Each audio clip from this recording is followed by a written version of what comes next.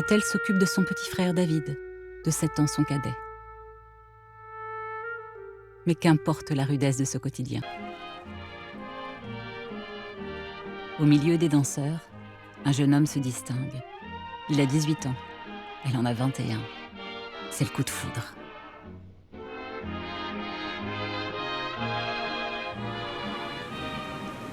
Aucune fête ne clôture le mariage. Pas assez d'argent. Cela n'a guère d'importance. Ils sont ensemble, et pour toujours. Un GI mécanicien, bien bâti, aux cheveux frisés noirs, récemment marié, et dont la femme s'appelle Ruth. Des Rosenberg, et fouille partout. Ethel, mère désormais de 2 petits garçons, regarde avec effroi son mari escorté par les redoutés government men. Que 2 agents du FBI lui saisissent les bras et lui annoncent qu'elle est en état d'arrestation.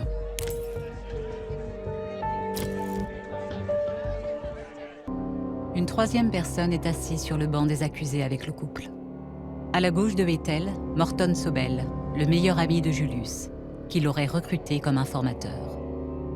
Julius Rosenberg, vous êtes accusé d'avoir participé à une conspiration soigneusement planifiée visant à fournir à l'Union soviétique des renseignements et des armes que le pays pourrait utiliser pour nous détruire.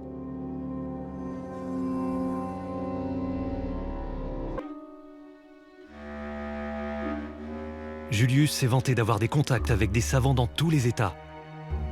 Il lui déposait dans des cachettes des enveloppes remplies de documents secrets.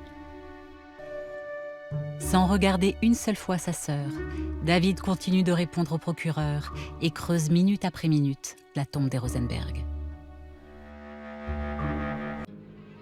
David précise.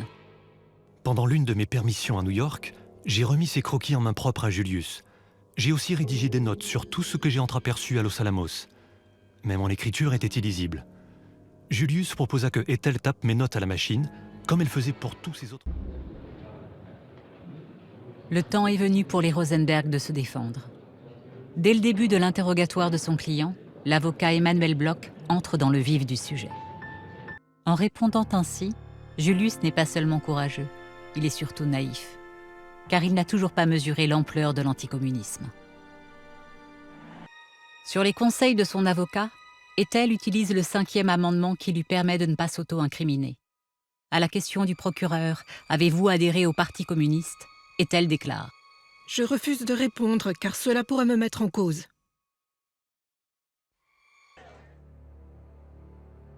Nous, le jury, déclarons Julius et Ethel Rosenberg coupables des faits qui leur sont reprochés. À ce moment précis, le couple ne bouge plus d'un cil. Sur les bancs, où les curieux sont encore plus nombreux aujourd'hui, la grossièreté et la rage fusent.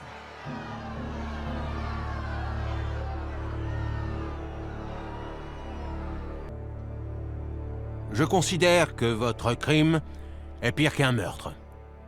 Je crois que votre conduite, en mettant entre les mains des Russes la bombe, a provoqué... Julius Rosenberg est le principal instigateur de cette conspiration. Ethel Rosenberg l'y a aidé. Et parce que c'est une femme mûre, ayant 3 ans de plus que son mari, c'était une partenaire à part entière dans ce crime. Je me suis mise aux cigarettes furieusement. Imagine, plus d'1 paquet par jour. J'ai acquis un tour de main surprenant pour lancer avec précision les mégots dans le lavabo. Par ces petits détails, Julius tente de redonner le sourire à Ethel, dont il mesure l'isolement. On fait alors porter une cage dans laquelle on enferme Julius, juste devant la cellule de sa femme. Ne pouvant s'observer qu'à travers 2 rangées de barreaux, chacun des 2 époux peut mesurer la solitude de l'autre. Ethel écrit. Sur le petit poste de radio, Ethel entend fébrile la décision de la cour d'appel. Elle s'empresse d'écrire à Julius.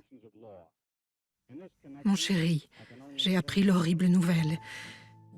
Il est difficile de dire quoi que ce soit, sauf d'exprimer son horreur devant la hâte que semble mettre le gouvernement à nous envoyer à la mort.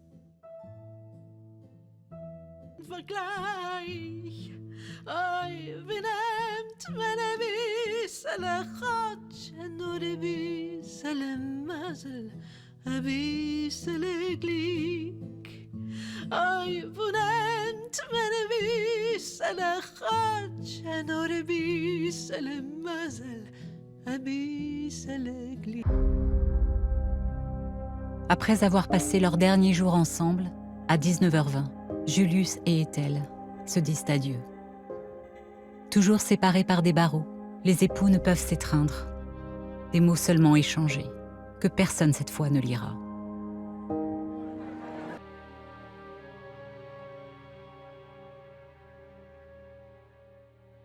Three jolts finished him, and in that time at the last moment, however, she turned and to the matron who's been with her all this time and shook her hand and then very impulsively leaned over and kissed her. Then they put her in the chair.